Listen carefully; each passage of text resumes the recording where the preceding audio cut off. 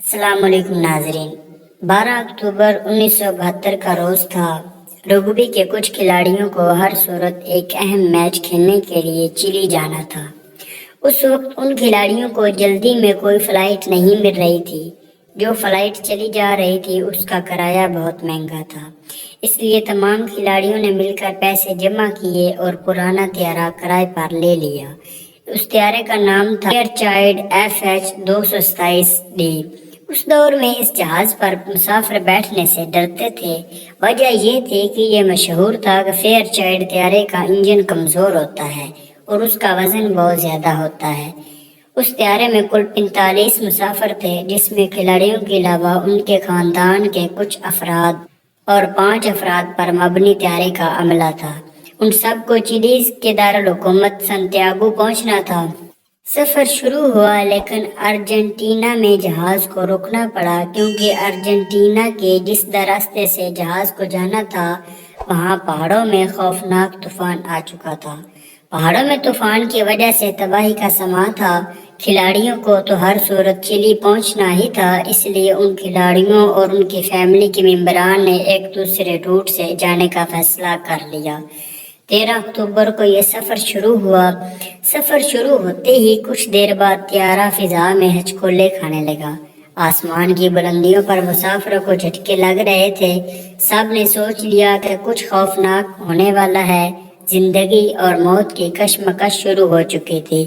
ये झटके इसलिए लग रहे थे कि जहाज के एक पायलट से एक गलती सरजद हो गई थी।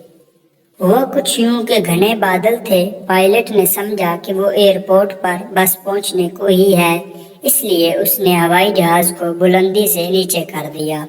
लेकिन हकीकत ये थी कि एयरपोर्ट अभी फासले पर था। पायलट को जब एहसास हुआ तो उसने जहाज को बुलंदी पर ले जाने की दोबारा कोशिश की। इस जिद्दोजहद में जहाज का पिछला हिस्सा बर्फ पोश पहाड़ से टकरा गया, जिससे जहाज का पिछला हिस्सा मुकम्मल तौर पर तबाह हो गया। ये जहाज अब भी जमीन से 13,800 फुट बुलंदी पर था। इसके बाद जहाज एक और चट्टान से टकराया। ये त्यारा क्रैश कर गया और एक बर्फीले पहाड़ में जा गिरा, जहां हर तरफ बर्फ ही बर्फ थी। खुशकिस्मती ये हुई कि त्यारा जिस पहाड़ पर गिरा था वहां बर्फ ही बर्फ थी। इस वजह से त्यारा फिसलते फिसलते एक जगह पर रुक गया। त्यारा एक बहुत बड़े पहाड़ पर तबाह हो चुका था और इस पहाड़ी की बुलंदी समुंदर से 13,000 फुट थी। हर तरफ चीखों पुकार थी। बहुत से मुसाफिरों को शदीद चोटें आई। त्यारा भी जमीन पर एक ऐसे बर्फपोश पहाड़ पर था जो सबके लिए अजनबी जगह थी और चारों तरफ बर्फ के पहाड़ थे। उस जगह का टेम्परेचर भी -22 था। मुसाफिरों को सांस लेने में मुश्किल थी। कुछ मुसाफिर शदीद जख्मी थे। लोगों ने एक दूसरे की मदद की। एक खिलाड़ी जिसका नाम नादू था कोमे में चला गया। 10 से ज्यादा अफराद हलाक हो चुके थे। बचे खुचे मुसाफिरों ने जहाज के पीछे हिस्से को सामान से ब्लॉक कर दिया और सब वहां मुंतकिल हो गए। अब बर्फ थी, सर्दी थी, जख्मी थे और तबाही थी। अब उन मुसाफिरों के दिमागों में एक ही ख्याल चल रहा था कि वो यहाँ से निकल कर कैसे घर पहुँचेंगे। उन लोगों को बचाने के लिए भी कोई नहीं आया। कुछ रातें उन लोगों ने मुश्किल से गुजारी, जिसमें मजीद 10 अफराद सर्दी और भूख से मर गए। सिलसिला ये चल निकला कि सर्दी से हर रोज मौत वाकई होने लगी। रेस्क्यू के लिए कोई इमदाद इसलिए न पहुंची कि बाहर ये खबर चल रही थी कि मुसाफिर त्यारा गिर कर तबाह हो चुका है, जिसमें तमाम मुसाफिर हलाक हो चुके हैं। बाहर दुनिया में उनकी मौत की खबर चल रही थी और ये एक खौफनाक पहाड़ी सिलसिले में जिंदगी और मौत की कशमकश में थे। जो खिलाड़ी कोमे में था उसकी माँ और बहन हलाक हो चुके थे। जहाज एक ऐसी जगह पर था जहाँ बर्फीले पहाड़ और चट्टानें थी और उस जगह उसे तलाश करना तकरीबन नामुमकिन था। त्यारे का पायलट मर चुका था। बहुत से अफराद अब भी जिंदा थे। एक पायलट भी जख्मी था और दर्द से चीखें मार रहा था। पहले तो जिंदा बच जाने वालों ने जहाज में मौजूद खाने की कुछ अशिया इस्तेमाल की। इसके बाद जब भूख उसे मरने लगे तो उन मुसाफिरों ने मर जाने वालों को चीर फाड़ कर उनको खाना शुरू कर दिया। जहाज को तबाह हुए 20 रोज गुजर गए। अब भी 27 लोग जिंदा थे जो अपने ही साथियों को चीर फाड़ कर भूख मिटा रहे थे। बहुत दिन तक वो अपने मरे हुए रिश्तेदारों के जिस्म का गोश्त खाते रहे। اس کے علاوہ ان کے پاس کوئی اور چارہ بھی نہ تھا۔ 20 سے زائد دن گزر گئے۔